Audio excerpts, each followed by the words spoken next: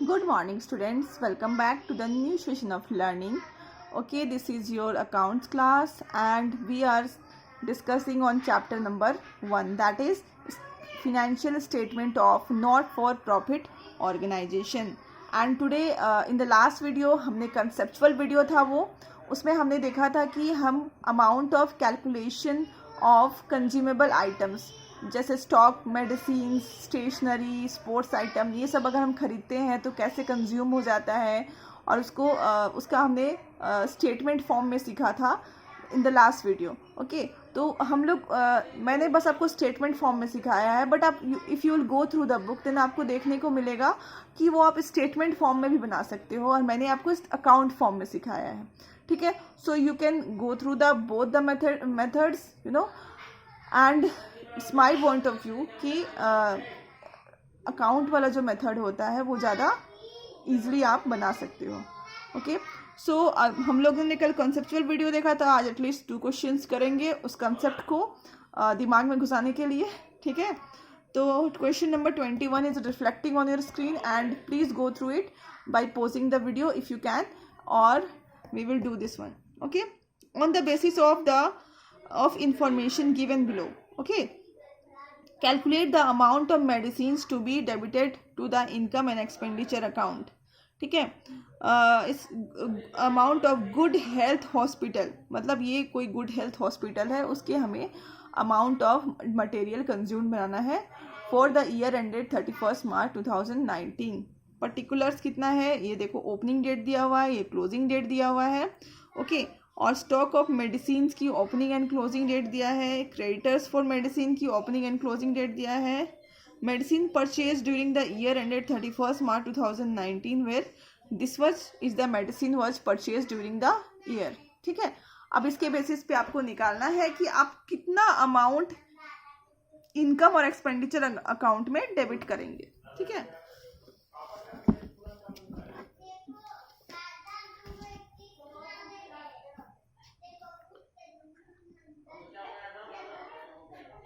Question number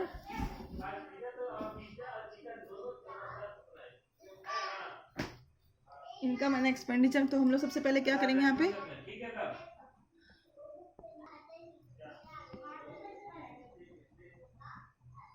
medicine account. ठीक है, I am just doing it रफली.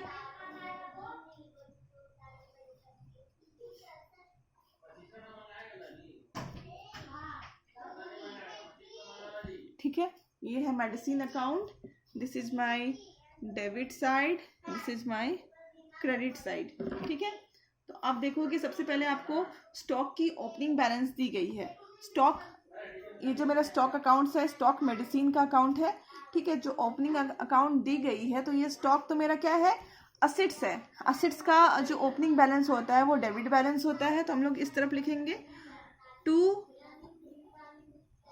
Balance BD. ठीक है, 175,750.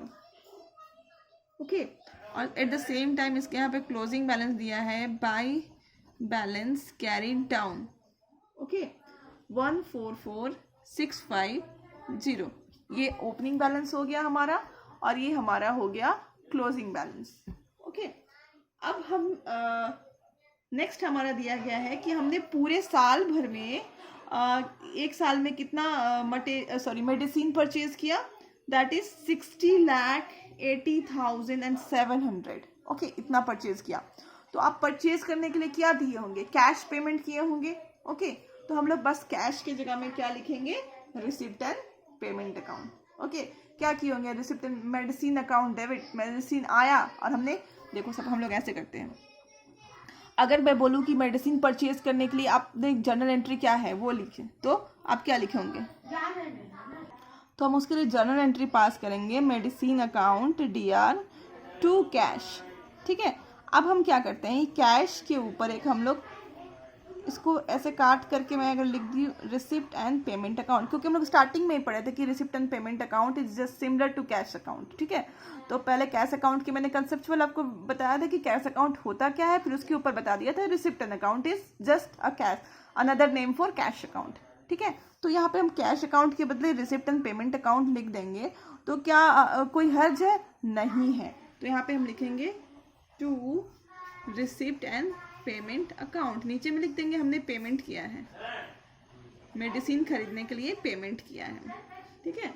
यहाँ पे हो जाएगा मेरा 60,08,0700, ठीक है। और यहाँ पे हम फिर देखते हैं कि बोथ साइड जो हम दिख रहा है कि हमारा इस तरफ में ज़्यादा है, तो हम इसको ऐड करके बोथ साइड लिख देंगे, ठीक है। तो यहाँ पे हो जाएगा हमारा 62,56,450,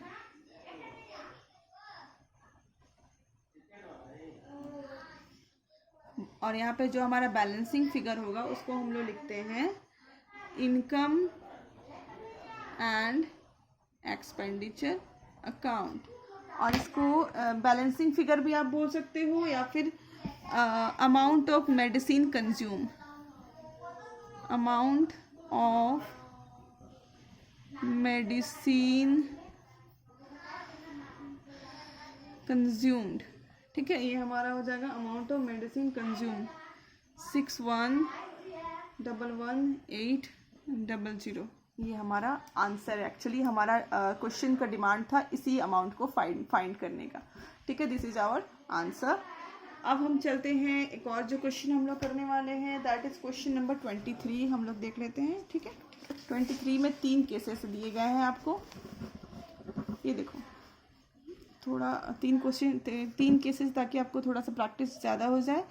calculate amount to be posted to the income and expenditure account for the year ended 31 March 2019, ठीक है। आपको अमाउंट कैलकुलेट करना है जिसको आप इनकम एंड एक्सपेंडिचर अकाउंट में ट्रांसफ़र कर सकते हैं, ठीक है। अब पहला अमाउंट पेड, सबसे पहले हम लोग फॉर्मेट बना लेते हैं, ओके देन हमारा पहला केस है amount paid for stationery during the year ended 31 March 2019 and stock of stationery in hand on 31 March 2019।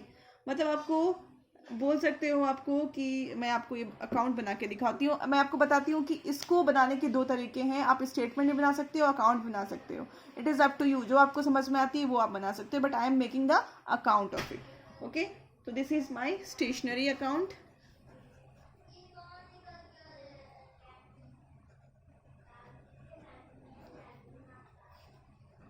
stationery account, just I'm making it roughly, ठीक है। तो इसमें पहले आपको दिया हुआ क्या क्या आप देखो, ठीक है। Amount paid for stationery during the year ended 31 March 2000, amount paid for मतलब हमने स्टेशनरी के लिए जो पेमेंट करा है, तो हम लोग पेमेंट हमेशा कैसे करते हैं, रिसिप्ट एंड पेमेंट अकाउंट से करते हैं। जो इसका लॉजिक मैंने आपको पहले ही एक्सप्लेन कर चुकी हूँ मैं, तो I am not going to explain you again and again, you have to keep the things in mind, okay. तो यहाँ पे मैं 5,400 लिख रही हूँ। At the same time it is given that stock of stationery hand on 31 March 2019, मतलब closing stock आपका दिया गया है। बाय बैलेंस कैरीड डाउन कितना है हमारा 250, ओके, ठीक है।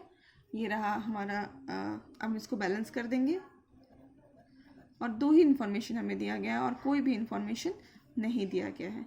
अब यहाँ पे जो बैलेंसिंग फिगर आएगा दैट इज़ 5150, ये हो जाएगा हमारा अमाउंट ऑफ मटेरियल कंज्यूम्ड, या फिर बोल सकते हो अमाउंट ऑफ स्टेशनरी कंज्यूम्ड, और ये ट्रांसफ़र हो जाएगा इनकम एंड एक्सपेंडिचर अकाउंट में। तो क्वेश्चन का डिमांड था हमें इस अमाउंट को फाइंड आउट करना था। अब हम नेक्स्ट करते हैं स्टेशनरी अकाउंट, फिर बनाते हैं stationery account.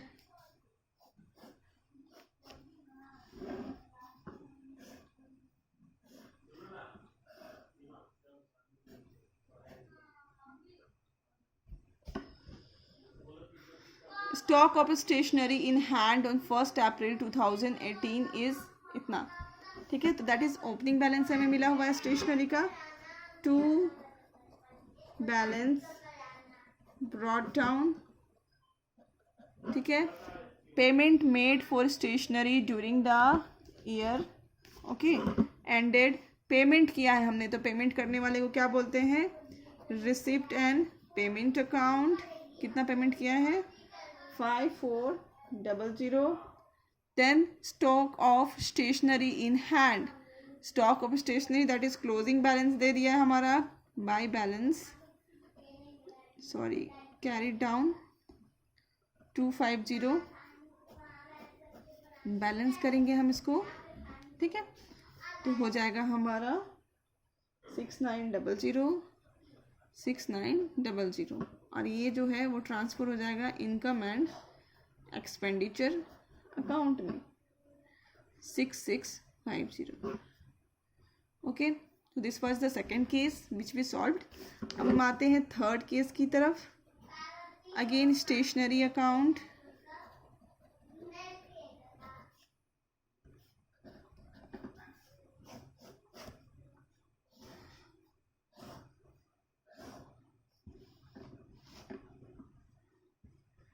Stock of stationery on 1 April 2018 to balance brought down. कितना है हमारा, ओपनिंग स्टेशनरी 1500 है, ठीक है। Creditors for stationery on 1 April 2018, देखिए स्टेशनरी से रिलेटेड एक क्रेडिटर्स है जिसका हमें ओपनिंग बैलेंस दिया है। Creditors is a liability for me, so opening balance इसका हमेशा क्या होगा, क्रेडिट साइड में होगा। तो हम इधर लिख देते हैं by balance brought down 1000। Amount paid for stationery during the year, amount paid को बोलते हैं रिसिप्ट एंड पेमेंट अकाउंट, ठीक है। This is my 5400। Stock of stationery on 31 March 2019 by balance carried down, okay. This is, या फिर closing stock भी लिख सकते हो उसके बदले में। तो ये अमाउंट है हमारा 250। अगेन हमारा डेबिट की तरफ ज़्यादा अमाउंट नज़र आ रहा है हमें, तो we will write and tally both side 6900 okay, and here we will transfer an amount that is income and expenditure account, okay, 5650, ठीक है। So we have done the 3 cases related to it, and that's all in today's video. Hope you understood the question which I explained to you, okay. So now it's now over for me, and in the next video I will come up with few more questions related with the amount of material consumed. Till then, keep learning, stay safe and stay learning.